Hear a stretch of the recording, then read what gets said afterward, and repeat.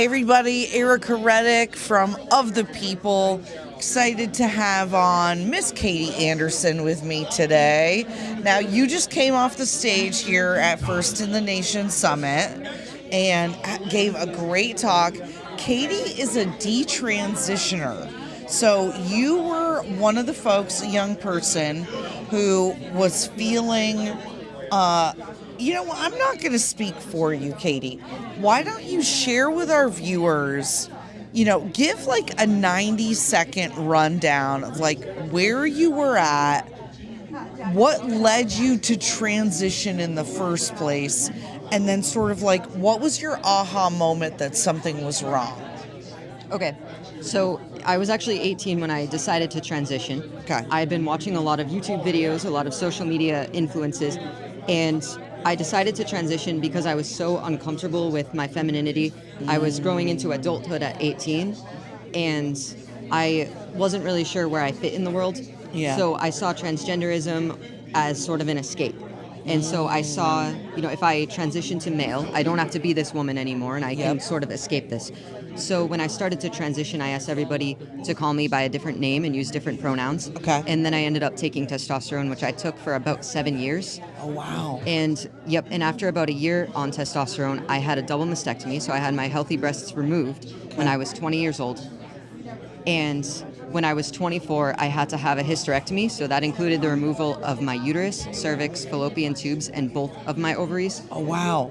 And was that because of the testosterone? Yes, so that was because of the effects of testosterone. They were so devastating that I had serious abdominal pain from uterine atrophy, I think, that I couldn't even stand up straight a lot of the time.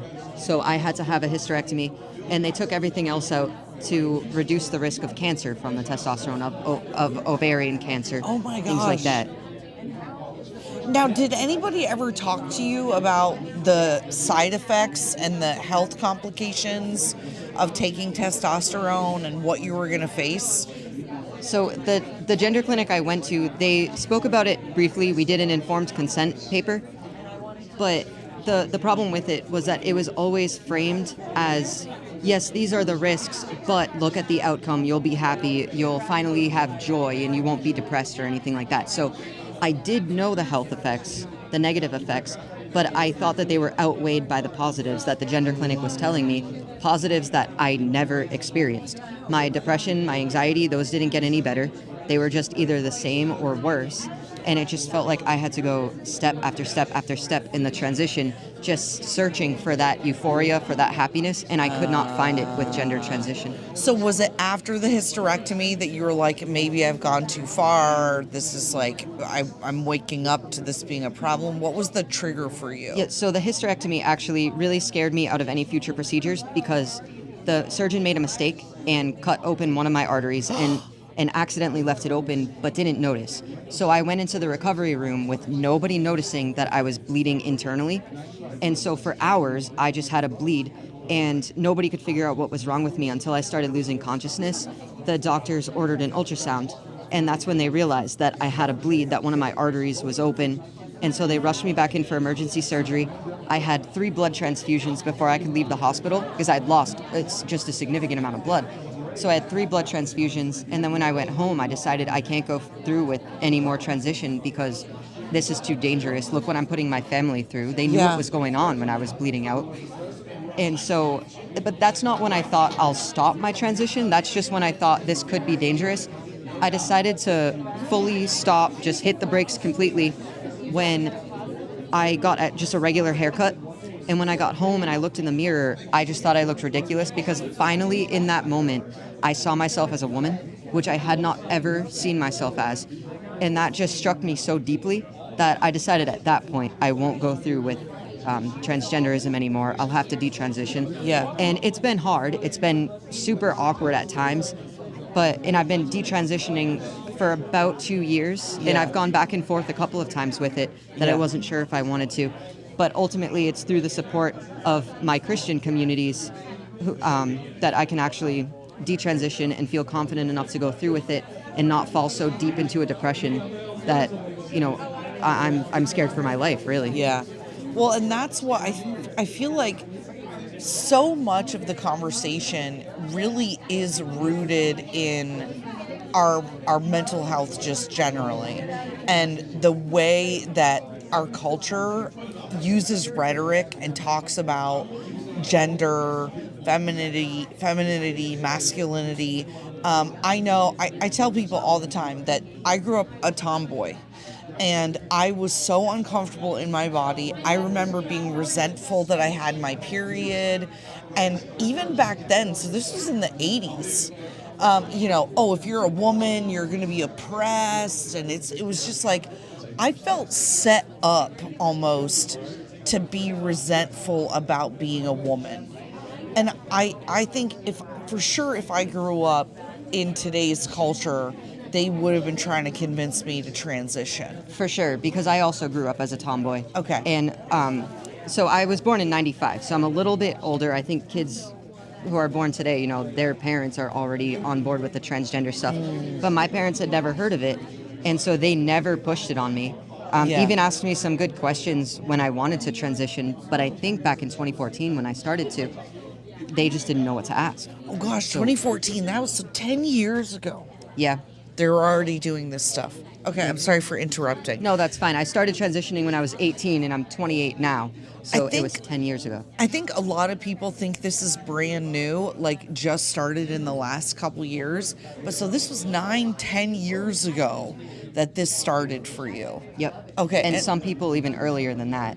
So what was it? Where did you live at the time? Where were they, like, where were you being seen by doctors? This was all in Massachusetts. All of my care was in Massachusetts. Okay. All of it was actually in Boston. It was a separate gender clinic from the hospitals. I didn't go to Boston Children's. I was a little bit older. So, but my surgeries were at major Boston hospitals. So it's not like the gender clinic just has these underground surgeons. They'll send you to surgeons who do those types of surgeries. They'll just now call it gender affirming care rather than a double mastectomy for a cancer patient. It's a double mastectomy for gender transition. Oh my gosh. So were they trying to pressure you or like push you towards other surgeries and other things? Did you feel like once you got started or once you had a question, did they just like pile on and kind of try to make you do more and more and more? Yes, they did. And that was most noticeable right after my hysterectomy. I don't remember. I think it was at the 10-day post-op appointment. I think it was 10 days. Might have been 7 or 14, but it was right around there. They actually emailed me the names of other surgeons who could do future sex change procedures. And I never emailed them back. Needless to say, I was totally afraid from the hysterectomy. Well, especially it is laughable. I'm sorry for laughing. I'm just thinking like, oh, we almost killed you, but here's some recommendations That's for exactly other what surgeries. It was like. Oh my God. Yep. Okay. So did you feel like in that moment, did you feel like offended? Like, did it register for you how crazy it was that they emailed that list to you? You know, even back then when I was still fully consumed by the ideology, it did register as, wow, why are you sending this to me right now? And I didn't even have a thought that I would ever email those surgeons after what had happened. Now, looking back, it's even more ridiculous that they would do that. You know, being finally out of the ideology, finally, you know, understanding the world around me, to look back and say, wow, the surgeons then emailed me the names of plastic surgeons to do future surgeries. Wild. Yeah. Oh my gosh. Okay. So before we got started, I really thank Katie for speaking up, for sharing her story, because you're saving people's lives. Just being willing to share your story and protect other kids, other people from going through the same thing. So I'm just imagining for you. Now, I don't want to put words in your mouth, okay? But I'm thinking to myself, I know what it was like being young and feeling uncomfortable in my own body, right? Then you go through this process to try to figure out, who am I? What am I? Will these things make me happy? What do I do? And you realized, I'm going down the wrong path. I got to make a change. I can't imagine that other folks who are transitioners or who are pushing this ideology are taking very kindly to you walking away and speaking out against this ideology. So it's like almost more questioning your identity and where do I belong and what is my purpose. Yeah. So you talked about your faith a little bit. You said you're part of a Christian community. How are you taking care of yourself and like building that identity and like really caring for yourself now? Well, it's very simple. My identity is centered on Christ instead of centered on a false ideology. And so anytime that I need grounding, I can just look to scripture for that. And you're absolutely right. The trans community, the LGBT activists, they're not happy that I walked away from them. No. Now, I will say, just full transparency here, they were never too happy to have me on their team anyway, because even as a transgender identifying individual, I voted for Trump twice. I was listening to Matt Walsh every day. So it's really no wonder I abandoned them. But they weren't happy to have me in the first place. So. Oh my gosh, this is what I'm sorry for laughing. This is hysterical, first of all. Yeah, first of all, the fact that you're also a Matt Walsh fan is hysterical. Especially because he has been such a vocal opponent of the gender ideology, going to the clinic in Tennessee, going to the legislature there to get him to change the laws, like really defending folks. If it weren't for Matt Walsh, I wouldn't have known that there were entire conservative communities who would back me when I decided to detransition. Wow. So that's the thing. I think they count on us feeling isolated and alone, right? Like you're isolated and alone and you need us to be okay. Yeah. And so that is so funny. We were just talking to Brandon Strzok, who is gay, right? And you've got the log cabin Republicans, the Burlington GOP chair, the city where I live, he's gay. And of course, you're not allowed to be gay or anything other than a straight white person and support Trump.